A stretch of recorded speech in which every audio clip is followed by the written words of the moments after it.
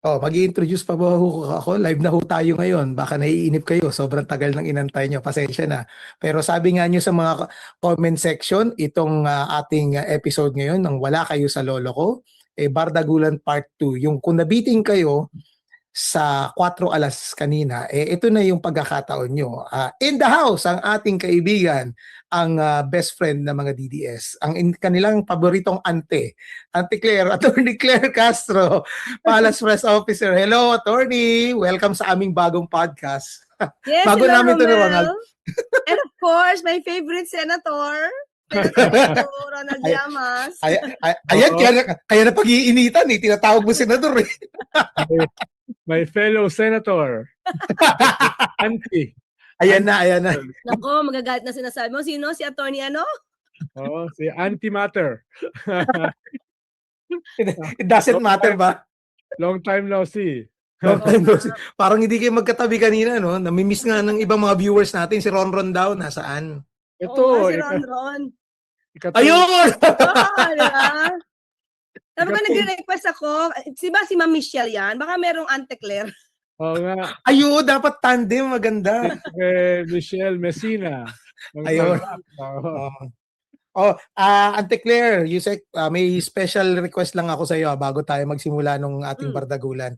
Yung kaibigan namin, si Lovella, nasa Ho Chi Minh City ngayon. At nagpapa-advance happy 20th wedding anniversary. I-shout out mo raw siya. Si Lovella Stratton ng taga Cagayan de Oro yun. Lovella Stratton, nako, happy anniversary. Talaga may forever. Congratulations. Diba? Nakaka-relate ba si Sir Ronald? Nako, yan na tayo. Nagsimula na. Hindi pa nagsisimula. Natira na ako eh.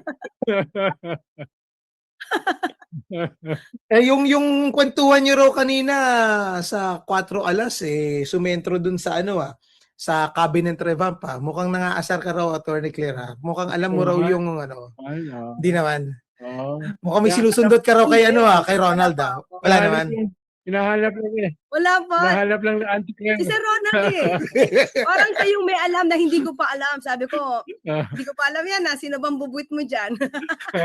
may mga nagko-comment na rito sa mga viewers natin. Baka gumanti raw si Ronald. Kaya sabi niya, love, be nice to Claire.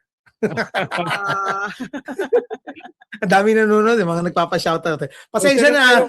Siya na nga yung pwedeng pang bardagulan doon sa 4 alas. Dahil, ano na ako, Queen of Spades na ako. Yun nga, yun yung maganda, dagdag doon. So kung merong, anong sa poker yun? Kung merong isang hindi ka pareha, like 4 spades and then isang queen. Joker. Hindi naman. Queen of Spades na nga daw siya eh. Ginawa mo Joker. Pareha.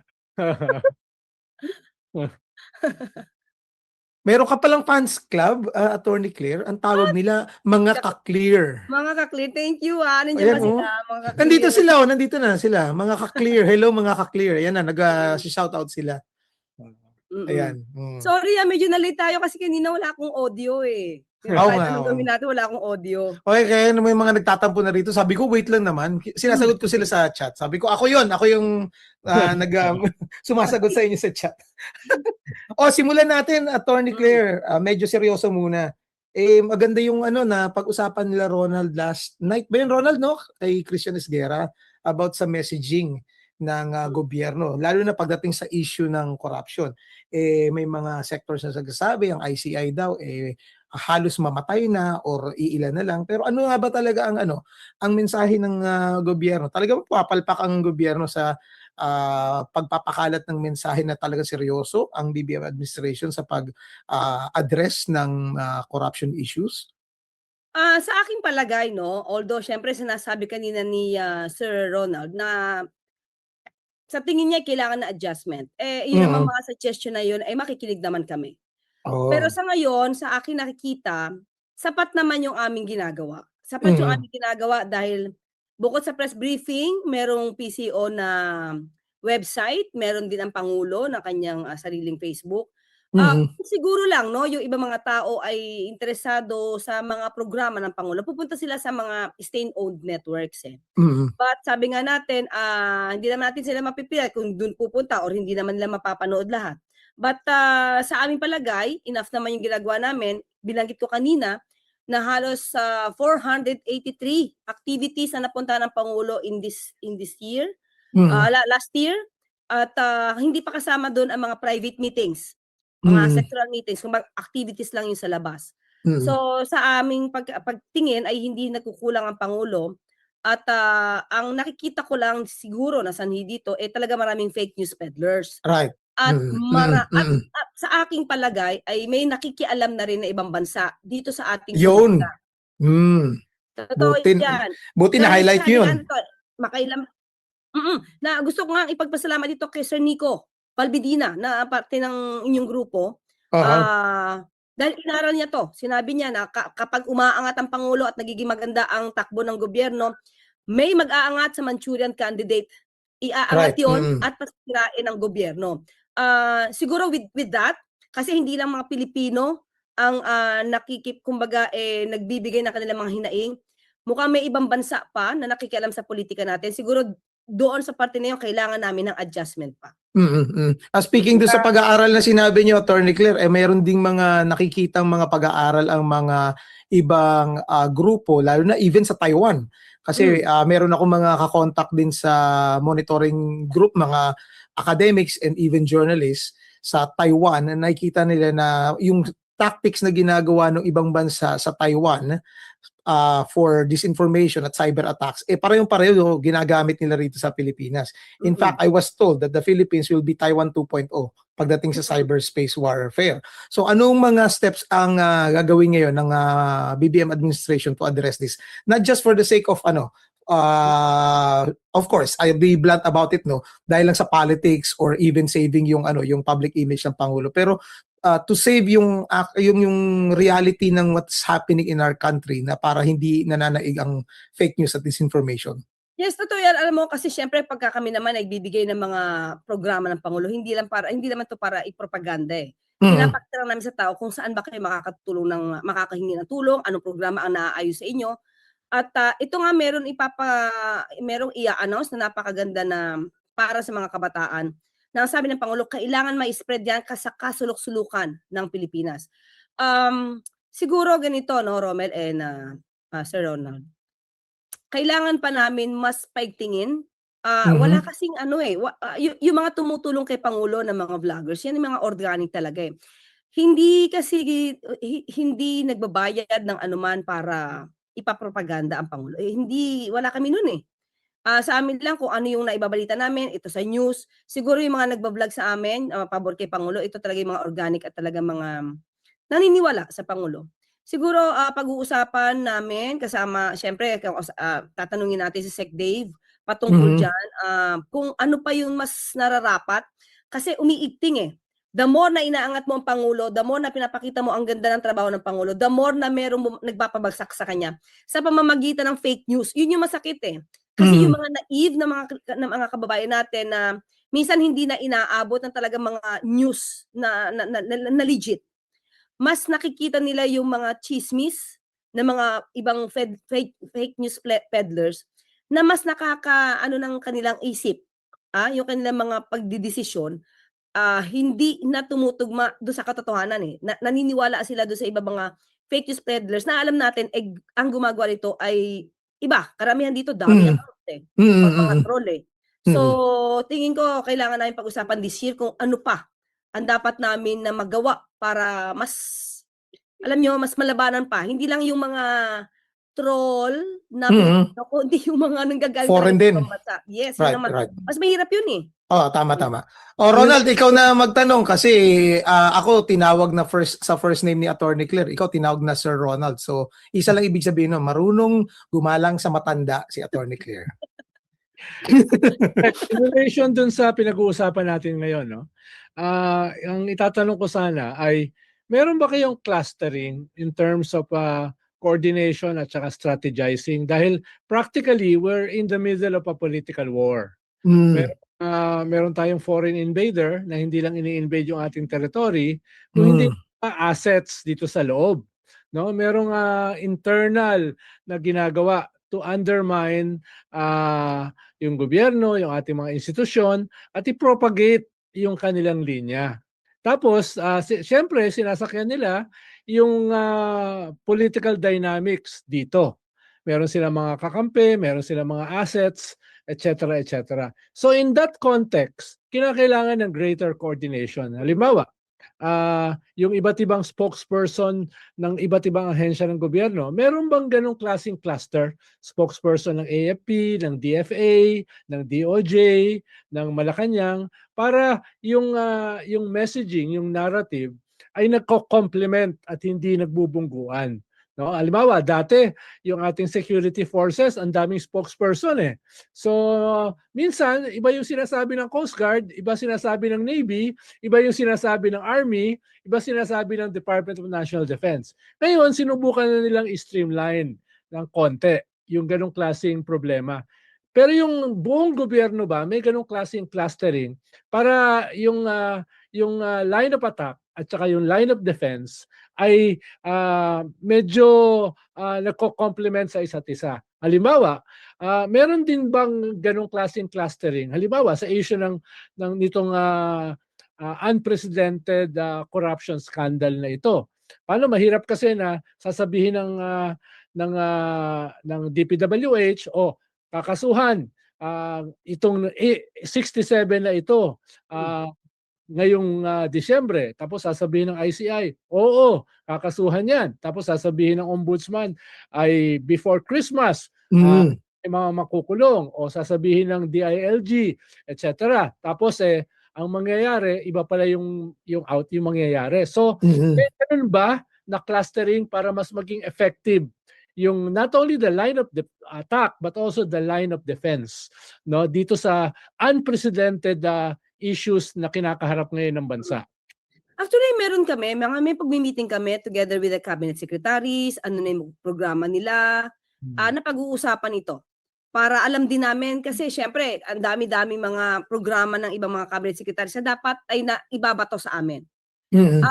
Patungkol dito sa mga sinasabi natin na in example kasi ni Sir Ronald yung sa flood control projects. Meron kami na messaging diyan at alam namin kung ano saan patungo ang DPWH. Alam namin kung ano na natatrabaho, alam na namin kung anong pwedeng gawin isampa sa kaso. Let's say magreklamo sa AMLAC, sa BIR, kino-coordinate namin 'yan. Siguro talagang since independent body kasi ang ombudsman, hindi natin sila masisisi kasi sa aking palagay, sa aking paningin bilang lawyer, actually mabilis na po talaga yung ginawa ng sa aking paningin po mabilis na rin po ang naging trabaho ng ombudsman. The problem lang is sobrang dami, katulad niyan po, 67 ng recommended na cases. Pero sa 67 na yon, ilang files ang babasahin nila diyan? Ilan na po yung naisampa diyan? Ilan po yung aaralin diyan? So basta sa akin palagay, pati ang DOJ, overwhelmed sila sa mga dokumento. At hindi po kasi talaga ganon kabilis makapagsampa ng kaso ng hindi inaaral. Kumbaga, optic, sige, file. So, on our part, executive department, alam po namin kung ano ang tatrabahuhin hanggang saan ipupush ito. Pero sa ombudsman po, hindi po namin masasagot kung saan sila muna makakarating dahil sila po yung nag-iimbestiga eh. So, hindi naman po saklaw na executive ang ombudsman. DOJ, makikita pa po namin kung saan ang takbo, kung gaano kabilis pwede pa pong mag-report yan. Pero pagdating sa ombudsman, ombudsman lang po yan dahil independent body po sila. In relation doon naman sa usapin ng latest news, Yusek, na yung dalawang testigo, halimbawa si Bryce at saka si Alcantara, ay nagbago ng kanilang testimony. Anong tingin nyo dyan? Paano pwede kasi may mga pamamaraan para ayusin yung ganyang klaseng mga pagbaliktad. Dahil napaka-powerful ng Malacanang, no? Anong magiging conduct nyo dyan? Dahil tatamaan, dahil dalawa sila sa main testigo dito sa usapin ng corruption, lalo na in relation sa mga senators as well as mga congressmen. So kung babaliktad sila ng ganun-ganun na lang with impunity, tatamaan yung usapin ng paglilitis dito sa mga corrupt government officials? Sa ngayon, Sir Ronald, hindi ko kasi alam kung saan sila bumawi. Hindi ko alam kung ano yung sasabi nilang hindi sila nakatanggap ng kickbacks. Hindi ako particular kung saan parte. Kasi kung meron na silang tinuro, yung ba tinuro before nila, dun po ba sila bumaliktad? Hindi ko po talaga nababasa eh. So, depende po yan. Saan po ba? Kasi may sinabi na hindi daw sila tumanggap ng kickbacks. Anong parte? Kasi baka may party naman talaga na on that particular transaction, hindi naman talaga sila nakatanggap. But they have some knowledge on that. So, depende na po yan kung paano nila i-relate yung kanilang kwento. Kung lahat ng kanilang affidavit, sabihin nila wala silang tinanggap na kickback at parang inosente sila, siguro doon magkakaroon ng issue. Pero tingin ko, I cannot speak as of the moment and comment on that kung hindi ko nakikita kung anong particular sila nagsasabi na hindi sila nakatanggap ng kickbacks. On another note, Yusek, dahil hindi na nagsalita si Romel. Wala. Itong priority bills ng presidente, very compelling yan eh, 'di ba? Yung usapin ng ICIAC, yung usapin ng anti-dynasty bill, no? Yung usapin ng party list reform law, no? Etc. Tapos baka may mga parating pa katulad nitong naglabas na ng statement ng Malacanang tungkol dito sa Truth Commission, no? Bagamat wala pa naman siya doon sa priority bills. Pero halimbawa, isang very defining kasi, itong anti-dynasty law. Balita lang sa aking bubuit, medyo hindi ganun kasaya ang Pangulo doon sa version ng Speaker. No? O equal bodies itong dalawa. No, syempre ay ang tingin pa rin diyan ay gobyerno 'yan, no? Gobyerno 'yan dahil malaki rin yung role ng presidente, no? Directly or indirectly sa pagpili ng speaker, no? Ay ang tanong ay totoo ba 'yon na medyo siya, hindi siya ganoon kasaya dito sa version na ito na binabatikos ng marami mga grupo, including catch na hindi talaga siya anti-dynasty at on the other, ini-institutionalize pa niya ang mga dynasties, no?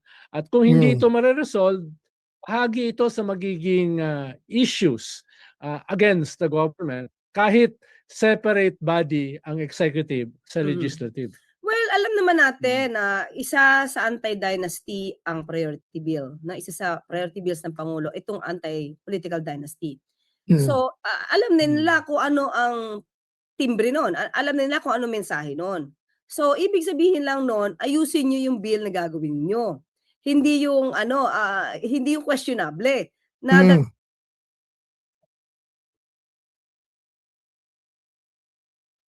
Freeze. time na magkakaroon pa kayo ng problema sa mangyari. Pero hindi nag-free si Yusek Sa akin lang ba, Ronald? paano pang uusad yan? Kung minamadali na, dapat i-certify as urgent. Tapos hindi sila nakakasundo sa definition. At pagkakaroon din ng issue about constitutionality. O baka na naman kay Pangulo masisi yan pagka sinertify niya as urgent.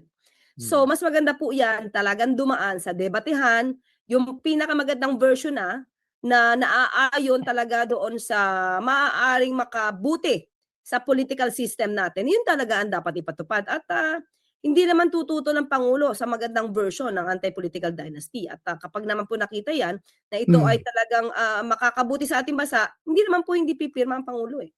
Yun ang tatanong ko sana, attorney, nung bigla ko ng temporarily nawala ako. Kasi maganda yung tinanong ni Ronald kasi yung version ni Speaker, ganun din yung version ng anak ng Pangulo. So I think dun nagsimula yung criticism na on one hand, the President is saying na sige, suportahan ko yung anti-dynasty law. Pero yung anak niya mismo nag-file ng isang anti-dynasty law na parang medyo may problema. So, ano yung maaasahan natin sa Pangulo in the coming days? Antayin pa ba natin yung Nexona or i-certify niya as urgent na ito? Sa akin pong palagay, no, kasi wala pong pinaparating sa akin kung na kailangang mag-issue ng certificate of urgency dyan or certificate na urgent ang bill na yan. ang maganda po kasi diyan sa aking pananaw, since may issue about definition ng dynasty, talagang pagdebatehan 'yan. Kung ayaw nila ng version ni Speaker at saka ni Kong Sandro, di po ba mas maganda at malilinaw nila diyan at malilinis nila, kumbaga mafi-filter lahat nila yung mali diyan sa pamamagitan ng pagdedebate, hindi sa pagmamadali. Kasi 'pag minadali, tapos pangit din po yung version, maku-question pa rin yung pangulo 'pag pinirmahan niya po 'yan. So dapat dumaan sa tamang proseso, tutal 'yan naman po yung trabaho nila, magbalangkas ng batas, batas na maganda. Batas na hindi na magkakaroon ng question. Katulad na lang po ito, sample na lang po 'to, sample na lang po 'to. Yung SIM registration, hindi po ba pinadali 'yan? Yes, tama. O ano po nangyari ngayon? Hindi po gumagana? Kaya nga dapat ang mas maganda diyan is pagdebatehan na nila, gamitin na nila lahat ng kanilang brains para maging maayos ang bill na 'yan. Hindi mo pa sinabi, Attorney Claire, kung sino yung pumirma ng SIM Registration Act. Sino nga ba? Nagpigil ka ba eh? Hindi kasi 'di ba? Katulad yan, kahit monkey pwede mag-register. Actually, 'di ba yung mga mga debt collector nga siguro isang tao ilang SIM pwede niya i-register. Bali wala lang din. Sa hanggang ngayon di pa nila inaayos. Hindi po ba? Kaya dapat magdebate na kayo diyan hanggang sa gusto nyo, hanggang sa maayos yung mga provision ng bawat batas. May tanong dito, attorney, may nabanggit ba ang presidente patungkol sa kanyang pananaw sa impeachment ni VP? Kasi Meron last na. time hindi siya pabor eh. So anong update sa Pangulo? Yes, nakausap po mismo natin ang Pangulo. Tinanong natin, kasi sabi natin ay natatanong na ito ng MPC, ng media, ng Malacanang Press Corps. At ang sabi lamang niya po sa atin ay kung paano natin i-treat ang flood control projects, yung pag-iimbestiga dito, masinsin ang pag-iimbestiga, ganun din dapat din pong i-treat kung ano mang impeachment complaint ang ihahain ngayon. Oh, okay. So, itong darating na, kasi parang yung ban would end on February 6. So, do we expect a lengthier and more comprehensive investigation sa House pa lang? Although, I'm not putting you on the spot kasi depende sa mga depende sa mga congressman yan. So, before i-transmit siguro, may utos ba ang Pangulo sa mga congressman na wag madaliin kagaya nung nangyari sa first impeachment? So, sa House pa lang, imbestigahan na before isampa sa Senate sitting as an impeachment court? Actually, wala pong pag-uutos ang Pangulo kasi nasa kamay po yan ng Kongreso. Hindi po yan saklaw ng executive. Ang gusto lang iparating ng Pangulo, since lahat naman po, pati sa flood control project, ay pinapapanagot niya ang dapat na managot. So, kumbaga kung may mga issues, hindi na dapat exempted sa anumang paghihiring. So, yun lang po yung gusto na iparating ng Pangulo. Kung gusto nila mag-file ng impeachment complaint at sila naman ay may sapat na ebidensya, so, igagalang po ng Pangulo ang proseso. So, yun nga po, sana i-treat lang ito ng tamang pag-iimbestiga. Kung dapat na may managot, panagutin po. Yun po ang sa Pangulo.